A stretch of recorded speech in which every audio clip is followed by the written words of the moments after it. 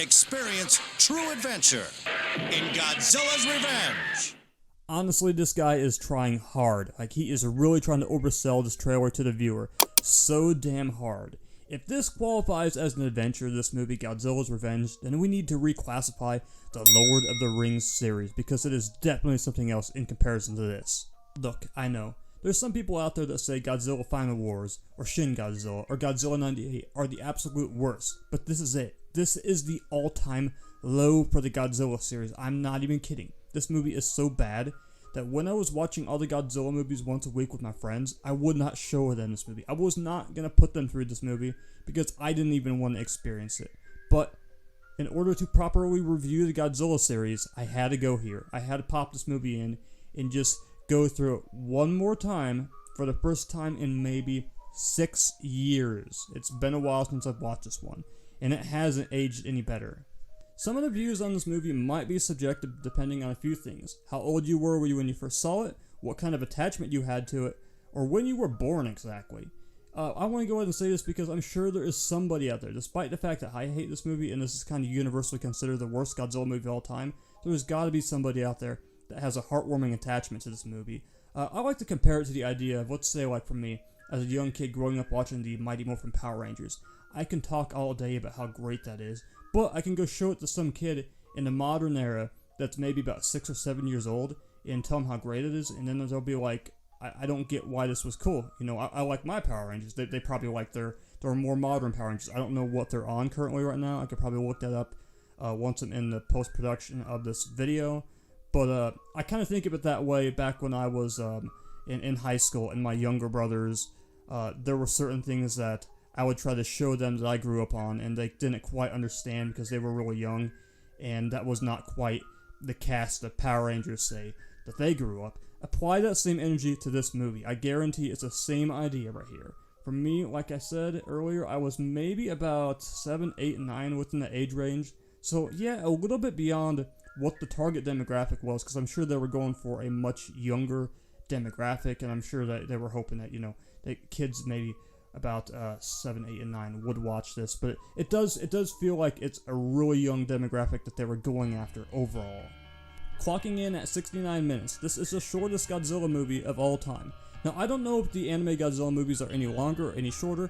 Truth be told, I haven't really checked into them. But for what it's worth, though, this is the shortest in the main Godzilla series. It's just a little bit over an hour, and this movie consists of about 10 minutes of stock footage, about 8 to 10 minutes of stock footage roughly. And that's actually one of the biggest negatives about this movie.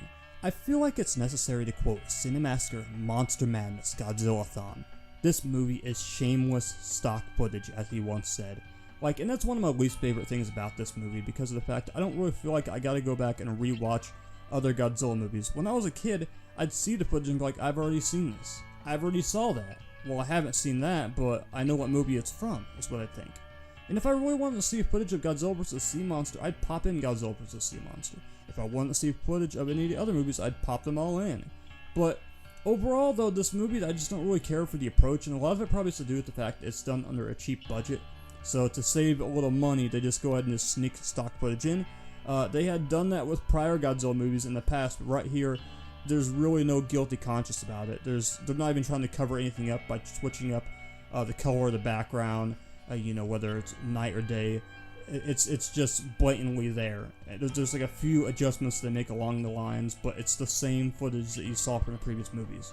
It's just a bland follow-up movie to a classic movie like Destroy All Monsters. I mean, this movie is literally titled All Monsters Attack for the original title of it. And I feel like, actually, that's a more appropriate title for the last movie. But for what it's worth, though, I just feel like it doesn't make any sense because of the fact that we're not really seeing all monsters really attack. We're just seeing replayed footage of Godzilla just beating up monsters that he fought. I do want to be clear, this is part of a dream, and this is a big part of the storyline that we'll talk about in a moment. And then we have our more Western world title, which is Godzilla's Revenge, which he is absolutely getting no revenge on anybody. I mean, really, seriously.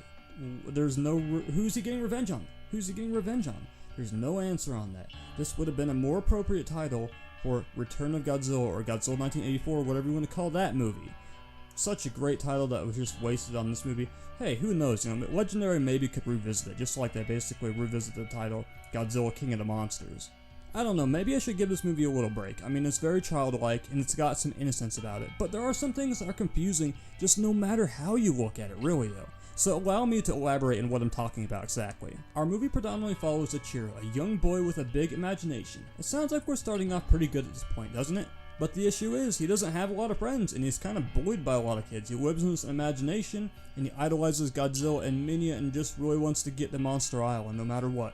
I guess nobody ever taught him about the fact that Godzilla destroyed and had rampaged various different cities throughout the years, so let's be fair. I idolized Godzilla too when I was his age as well. Once we get into his dreams, that's where things really pick up in this movie. We meet Minya, who is basically like Barney the dinosaur, who is basically in the same situation, basically dealing with his own bully, this big monster named Gabra, which is a big, huge embodiment of Ichiro's bullies wrapped up into this one weird looking monster. From there, we get new footage, stock footage, stock footage, stock footage, stock footage. This is pretty well one big thing in this movie. Like I said, it's only 10 minutes, but it still feels like it's overbearing for what it's worth. The fact they had to use that much stock footage. Hey, I've seen this one. This is a classic. Does anybody remember that old Simpsons episode? I think it's called So It's Come to This. Basically what the episode dealt with was Homer was doing an April Fool's joke with Bart, and then after that Bart gets ticked off and he decides to shake up a Duff beer can, and next thing you know, sets off in a big explosion, and Homer is in the hospital. Everybody's showing up and they're reminiscing, telling old stories about their memories with Homer, and it takes you back and it replays old footage from earlier Simpsons episodes. That's Godzilla's Revenge essentially. It just basically does that, except it's less flattering. I find myself even kind of boggled with certain scenes, like when it shows Godzilla fighting off the military. Now wait a minute, in the movie this appeared in, this was the Red Bamboo. But in the context of this movie though, we're in Ichiro's dream though. And he wasn't there during the events of Godzilla vs. Sea Monster, nor was he even aware of the Red Bamboo. So who's in these jets right here? As far as the viewer knows, this is just typical military showing up to get killed by Godzilla, and Ichiro's just cheering on their death.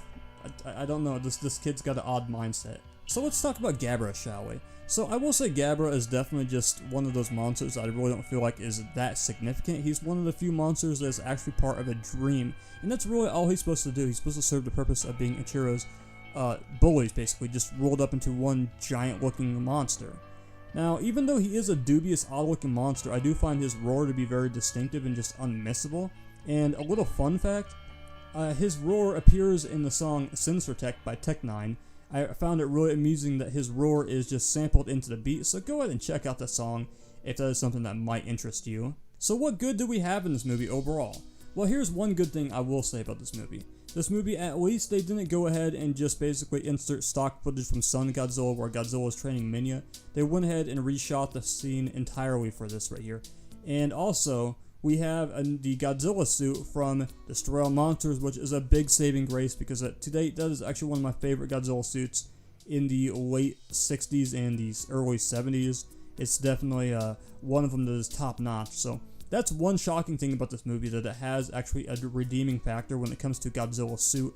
I'm glad they didn't take anything like Son of Godzilla suit or make something even worse than that and just put it in this movie just because. There is a certain scene that I found myself chuckling over when I was revisiting this movie before I went ahead and recorded this audio. So there's a scene where we see Ichiro jump back into the dream sequence, and Minya is getting his ass handed to him by Gabra. And eventually it gets to the point where Minya just doesn't want to do this anymore. He doesn't want to fight Gabra. He really wants his dad to take him on. I mean, it seems more suitable. I mean, they're about the same height. I mean, Godzilla can take him. But no, what does Godzilla do? He just smacks his own son. Like, what the hell, Dad? Seriously?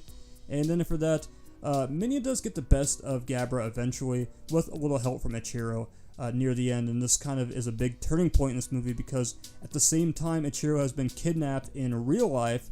So this is kind of telling for Ichiro that he's kind of got to learn to deal with his own bullies in life and stand up for himself. So there is kind of a wholesome message that is entwined with this movie that I can get behind because, let's be fair, whether you're in school, whether you're in the workforce, there's always bullies somewhere in life.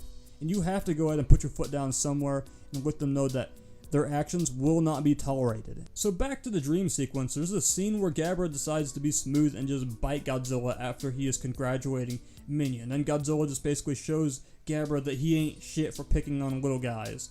And yeah, Gabra gets this moment where he kind of electrocutes Godzilla a little bit and gets away with a few different moves, but it doesn't last long because Godzilla just tosses his ass and Gabra runs off, and that's the end of the dream sequence before we go back to reality for the remainder of this movie. Alright, so we gotta get one more battle in on this movie, and it's not between any kaiju, but it's between Ichiro and his Gabra, essentially. We still gotta do that.